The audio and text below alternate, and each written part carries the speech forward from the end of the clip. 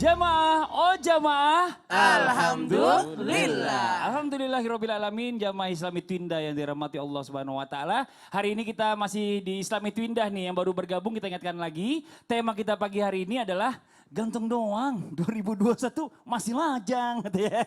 Bindeng begitu. Ini ya, iya emang begitu katanya. Di iniannya emang begitu viralnya, agak-agak bindeng, agak-agak sengau gitu katanya. Nanti kita mau lanjut lagi membacakan pertanyaan-pertanyaan yang masuk ya. Kita minta nih sekarang yang berikutnya dari Instagram hamba Allah. Ini Assalamualaikum Ustadz, apa hukumnya saya mencari jodoh via aplikasi jodoh online? Ini udah frustasi nih namanya nih. Namanya kan ikhtiar Ustadz ya. Jadi saya chat sama semua wanita yang ada di aplikasi jodoh itu. Siapa tahu ada yang berkenan menikah dengan saya Ustadz. Karena umur saya udah kepala 4 dan belum menikah Ustadz. Apakah dibolehkan dalam Islam mencari jodoh melalui aplikasi online? Ini gimana Ustadz Syam? Yang masih kepala 2 mau 3 nih bentar lagi. Baik, bismillahirrahmanirrahim. Belum masih kepala. Gak usah disebut. Aduh ya Allah. Kan dia Disebut 28. lagi kepala aja. 28 atau 29. 28 Ustaz, hampir 28. 29 nanti insya Allah. Belanja baju aja itu kalau kita belanja online masih ada ulama yang melarangnya. Kenapa? Karena gorornya gitu. Karena banyak abu-abunya. Beda di gambar bajunya pas datang kok kainnya beda gitu. Kemudian kita belanja sesuatu di toko online itu ada ulama juga yang tidak menganjurkan. Kenapa? Karena di gambarnya lain misalnya ada yang belanja kursi nih. Ternyata pas datang ukurannya berbeda gitu. Apalagi kalau cari jodoh via online. Tapi kembali lagi alat itu kan seperti pisau kata ulama-ulama kita. Maka kata ulama seperti pisau jikalau digunakan untuk kebaikan bisa. Tapi pisau itu juga bisa digunakan untuk yang namanya membunuh. Jadi alatnya itu boleh-boleh saja digunakan. Jikalau digunakan untuk kebaikan ya boleh-boleh saja. Apalagi dalam hal yang namanya aplikasi online. Ada juga aplikasi online mencari jodoh syariah gitu ya. Kita nggak usah sebut merek aplikasinya. Dan di sana mengajarkan untuk ta'aruf online. Selama tidak ada berkhalwat, tidak ada chattingan yang menimbulkan syahwat, insya Allah diperbolehkan saja. Karena itu salah satu daripada bentuk ikhtiar. Cuma banyak gorornya, banyak abu-abunya. Lain di gambar, lain aslinya. Gimana? Kalau dari sosmed gimana? Dari sosmed Nah itu kan dia, dari sosmed kan dari sosial media kan banyak. biasanya kan pasti yang diposting yang bagus-bagus aja Oh, gitu. iya, benar, yang benar. penuh dengan filter, yang penuh dengan editan. Jadi subhanallah, mudah-mudahan bisa langsung tanawur gitu. Jadi bukan hanya ta'aruf tapi juga nazar gitu. Tanawur, saling melihat. Atau jangan membeli kucing dalam karung kalau kata baginda Nabi SAW. Jadi boleh-boleh saja asalkan tidak ada penipuan di dalamnya. Amin. Karena ponakan saya gimana? dua. Maksud saya, Enggak percuma 3 Apa- tahun. apa itu? 3 tahun. Makanya tadi enggak percuma 3 Oh, enggak tahun. percuma 3 Iya, tahun. karena filter, karena Ini kita lanjut lagi nanti buat jamaah yang ada di Iya. rumah ya. Nanti kita akan lanjutkan lagi membacakan pertanyaan-pertanyaan yang masuk. Nah sekarang kita mau lihat dulu nih ada sebuah tayangan lagi nih buat jamaah ya. Tentang kakek berusia 99 tahun. Tunda pernikahan akibat pandemi corona. Ini tayangannya. Wingi wonten rencana badhe Mbah badhe nikah nggih Mbah. Ya, Asmane Mbah sinten Mbah? Hadi Sukerno. Oh yaswa pinten Mbah? Yaswane pinten? Kula. Nggih. Kelahiran selikur. Oh yaswa 99 ada. Dampak merebaknya wabah corona atau COVID-19 tidak hanya berimbas pada sektor pembangunan jalan dan ekonomi saja, namun juga tertundanya nikah kakek Adi Sukirno yang berusia 99 tahun warga RT 01 RW 02 Kelurahan Kauman, Kecamatan Blora di Kabupaten Blora. Ini Masya Allah yaitu kakek 99 tahun masih semangat untuk menikah. 99 tahun. 99 tahun. Subhanallah. Gimana Ustadz Maulana yang baru umurnya berapa ini? Semangat. 46 tahun. setengah. 46 tahun. Gimana masih semangat nggak kayak bapak tadi itu? Jangan Oh, ngumpet. semangat. Semua Berapa kok sih? katanya. Jawabnya. Saya sudah kalau Mas Adi ngomongin tadi kakek-kakek pasti saya lagi. Tapi gini, ini kita lanjut lagi buat Ustadz air aja deh ya kan. Jangan yang lagi sensitif nih kalau misalnya masalah-masalah kayak gini. Dalam pandangan Islam nih Ustadz nih ya, apabila ada seorang laki-laki atau perempuan menunda pernikahan karena terjadi wabah corona atau wabah penyakit seperti saat ini, dibolehkan nggak menunda pernikahannya? Karena kalau misalnya banyak alasan orang gini, ya udah nikah aja sekarang, nggak jadi ya ntar dulu deh. Sampai ntar coronanya lewat dulu. Nah ini gimana nih hukumnya nih, mohon izin. Ya Masya Allah, tabarakallah ya. Kalau ngeliat tadi kakek-kakek luar biasa itu. Semangatnya tetap muda terus ya. Nah maka jamaah yang dimuliakan Allah Subhanahu wa ta'ala. Betul tadi. Bagaimana sesungguhnya kalau ada orang yang datang terus Alasannya nanti sampai corona aja selesai. Ini kita tidak benarkan secara 100%, tapi juga kita tidak salahkan 100%. Dalam arti begini, bahwa mungkin boleh jadi tatkala kita katakan tidak benar 100% itu adalah saat dia menolak apa yang menjadi sesuatu yang harusnya disegerakan. Bukankah di antara 3 perkara yang wajib disegerakan adalah itu tadi, di samping penguburan jenazah gitu ya, adalah menikah. Maka Allah sampai menggunakan fi'lul amri, yaitu yang bernada perintah, wa ankihul ayyama minkum wassalihina min ibadikum wa imaikum. Kata Allah Subhanahu wa taala di Quran surat An-Nur ayat 32 posisi kiri atas itu. Apa kata Allah? Iyakunu fuqara. Kalau mereka susah, miskin, fakir, enggak mampu, ya mungkin enggak berkecukupan, yughnihimullah, Allah yang akan membuat dia kaya. Ini catatannya. Nah, kalau kemudian dikatakan tadi ya enggak sepenuhnya salah juga, dalam arti bahwa mungkin dia mengukur, kalau sekarang nih gimana, kalau sekarang seperti apa. Bisa jadi diantaranya adalah yang mungkin permintaan orang tua, keluarga. Tapi kan kamu anak satu-satunya, ingin ibu ramaikan, ingin ibu apa. Nah, maka saya katakan ada pertimbangan di mana ngumpul-ngumpul sekarang terlarang dan sebagainya. Karena tadi kita harus menjalankan betul apa yang menjadikan kita ini insya Allah tidak menjadi pemberi atau memberikan penularan seperti itu. Nah, karenanya mungkin bisa disiasati. Bahkan Kementerian Agama, sependek yang saya tahu, masih tetap membuka itu dengan catatan dan syarat yang ketat. Di antaranya menikah di kantor urusan agama dengan pengunjung sekitar sekian puluh orang saja. Nah, ini kan menjadi kemudahan-kemudahan. Makanya tadi, apakah boleh menunda? Kita timbang dulu dalam muwazanah fiqhiyah, dalam timbangan fikih. Apakah tetap bisa harus, udah langsung aja deh gitu. Ini bagi sebagian orang adalah momentum yang tepat. Kenapa? Karena dulu kan dia harus mikirin nanti gimana prasmanannya, ya kan, gimana buat gubukannya gitu. Sekarang nggak perlu begitu. Kayaknya nikah paling ekonomis sekarang deh. Betul banget. Betul kan? Betul. Saya MC-nya soalnya jadi saya tahu. Saya MC pernikahan jadi oh saya gitu tahu. ya, jadi paham banget ya. Benar. Nah, makanya kalau sekarang Anda mau menikah dengan catatan, kalau seandainya saya ingin ini dulu. Nah, saya katakan Anda sekarang dibantu dengan sangat ekonomis. Ini tepat sekali. Tapi kalau mikirnya nanti ingin bahagiain orang tua, kita nggak pernah tahu. Bahkan pemerintah juga sekarang sedang giatnya untuk bagaimana ya menyelesaikan corona yang tidak tahu kapannya ini. Ya kan gitu. Nah, ini kita nggak pernah tahu. Apakah kemudian karena faktor ini akhirnya nggak jadi menikah?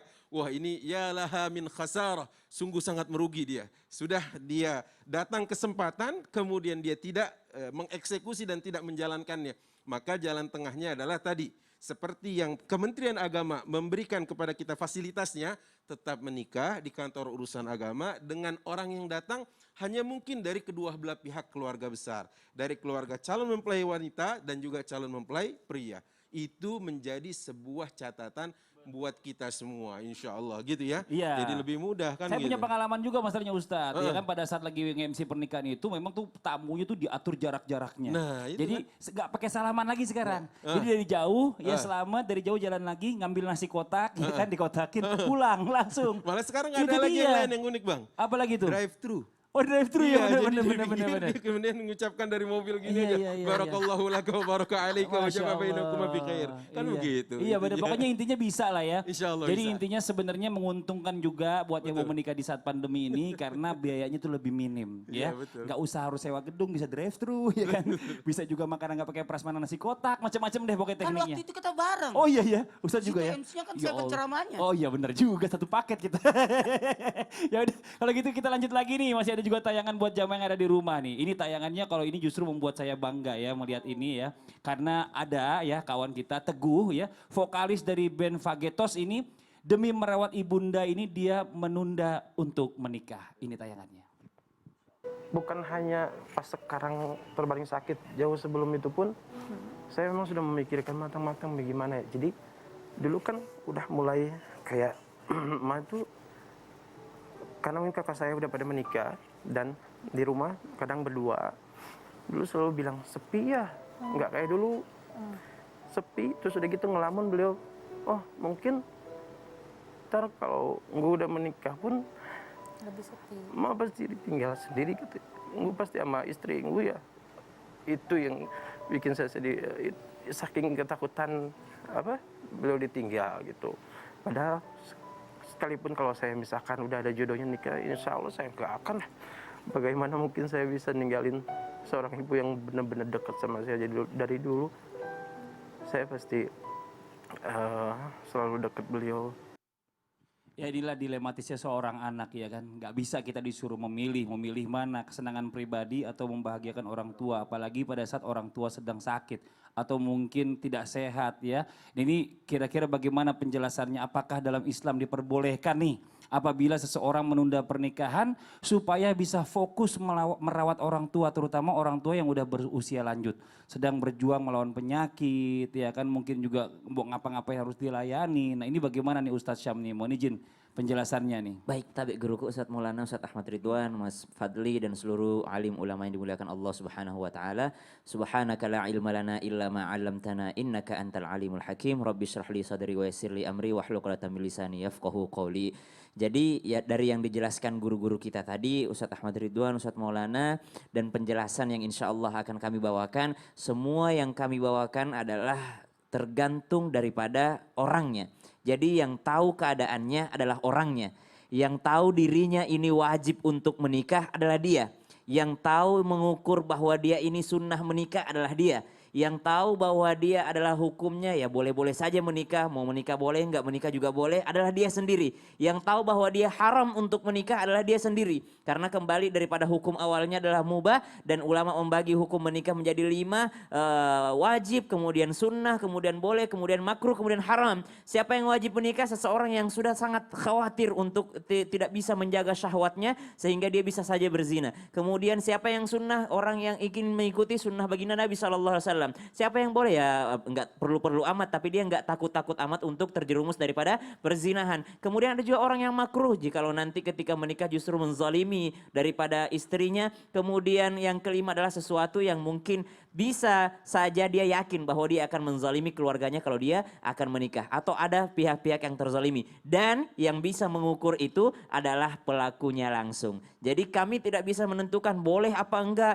merawat ibu, menunda pernikahan karena merawat ibu. Karena yang merasakannya adalah Mas yang ada di video tadi, Mas siapa namanya tadi? Mas Teguh, Mas Subhanallah. Dalam merawat ibundanya, dalam merawat seseorang, mungkin orang tua kita di rumah. Karena perintah Al-Quran, imma yablughanna 'indakal kibara ahaduhuma aw kilahuma fala taqul lahuma uffin wa la tanharhuma wa qul lahuma qawlan kariman wakhfid lahuma janahadh dhulli minar rahmah. Karena memang benar-benar perintah Al-Quran yang benar-benar wajib hukumnya bagi seorang anak memuliakan kedua orang tuanya. Dan di antara tanda memuliakan adalah merawat kedua orang tua kita yang sudah berusia lanjut. Mereka yang sehat saja wajib untuk kita rawat, apalagi mereka yang sedang sakit. Namun tidak mengesampingkan di antara kewajiban untuk menikah atau kesunahan untuk menikah atau kebolehan dalam menikah. Kembali lagi kepada orang yang bersangkutan. Jamaah yang dimuliakan Allah Subhanahu wa taala, merawat orang tua termasuk jihad. Apakah benar? Benar. Maka ada seorang pemuda datang kepada baginda Nabi sallallahu alaihi wasallam yang ingin ikut untuk berjihad. Kata baginda Nabi sallallahu alaihi wasallam, "Apakah engkau masih punya orang tua di rumah? Kalau engkau masih punya orang tua di rumah, maka kembalilah ke rumahmu." Dan itu adalah jihadnya seorang anak. Di zaman Khalifah Umar bin Khattab pun demikian. Ada seorang anak yang terpaksa orang tuanya mencarinya kepada Khalifah. "Wahai Khalifah, aku punya anak satu-satunya yang membantuku di rumah. Engkau membawanya ke medan perang, siapa yang akan membantuku di rumah?" Maka anak tersebut pun dipanggil untuk pulang untuk berbakti kepada kedua orang tuanya. Kita tidak bisa memilih. Kalau kata Mas Fadli tadi, dilematisnya seorang anak, akan tetapi insya Allah ketika Allah Subhanahu wa taala berjanji, tidak bermaksud menggurui ataupun mengajari, ini ceramah untuk diri saya sendiri. Iyakunu fuqara yughnihimullahu min fadli. Ketika Allah Subhanahu wa taala menyebutkan yughnihimullahu min fadli, bukan yughnihimullahu min rizqi. Allah memberikan fadli, Allah memberikan karunia-Nya. Bisa saja yang disebutkan di sini karunia dalam merawat orang tua. Makanya kita nggak boleh stuck nih buat teman-teman milenials, kita nggak boleh stuck dengan memilih satu orang saja. Karena yang membuat kita menunda mungkin karena takut nggak merawat orang tua, karena kita stuck in love with someone gitu, sama satu orang aja gitu. Kita nggak bisa lagi memilih perempuan mana yang bisa membantu saya merawat orang tua saya. Padahal di luar sana mungkin banyak Betul. perempuan yang insya Allah mau membantu kita untuk merawat kedua orang tua Masya kita. Allah, ini Wallahu bicara a'lam. masalah komitmen nih ya. Bisa aja udah Komitmen. menikah tetap tinggal sama orang tua dulu gitu ya. Betul. Tapi saya senang Ustadz Syam tadi tausiah nama saya disebut-sebut terus Ya gitu. Allah. Kok nama saya nggak disebut ya? Iya nanti Subhanallah. cari yang pas Ustadz Maulana. Ya Allah, ngiri aja sih ya. Ini buat jamaah yang ada di rumah kita lanjut lagi nih. Kita membacakan pertanyaan yang masuk di Instagramnya Islam itu Indah nih dari direct message-nya Instagram dari hamba Allah nih. Assalamualaikum Ustadz Ustazah. Saya mau nanya bagaimana bersikap kepada seorang ibu yang menyuruh anak gadisnya untuk pacaran. Sementara anaknya tidak mau. Hal ini disebabkan karena si anak tidak pernah terlihat dekat dengan laki-laki sampai umur 26 tahun. Sementara mayoritas anak-anak remaja di komplek rumahnya sudah memiliki pacar. Menurut anak gadis ibu tersebut, pacaran tidak menjamin sebuah pernikahan. Karena banyak yang pacaran bertahun-tahun tapi tidak menikah. Si ibu malah beranggapan bahwa orang yang pacaran tapi tidak berjodoh untuk menikah, setidaknya mereka sudah ikhtiar untuk mencari pasangan, itu lebih baik daripada yang tidak mau mencoba pacaran sama sekali. Harusnya bagaimana Ustadz? Ini mungkin salah pengertian ini. Kalau menurut saya ibunya maksudnya baik ya. Tapi salah pengertian dari anaknya. Bukannya pacaran maksudnya ibu. Lu gak punya pilihan emangnya kamu ya kan. Ini gimana sih kamu udah 26 tahun. Ntar bentar lagi 36, 46. Perempuan gak nikah-nikah gimana ceritanya kan gitu. Ada kekhawatiran mungkin. Mohon izin penjelasannya Ustadz Maulana. Bagus, saya salut pemikiran Mas Fadil tadi. Sebaiknya kita jangan salah paham ya. Kalau Betul, pacaran betul. dalam Islam kan nggak ada.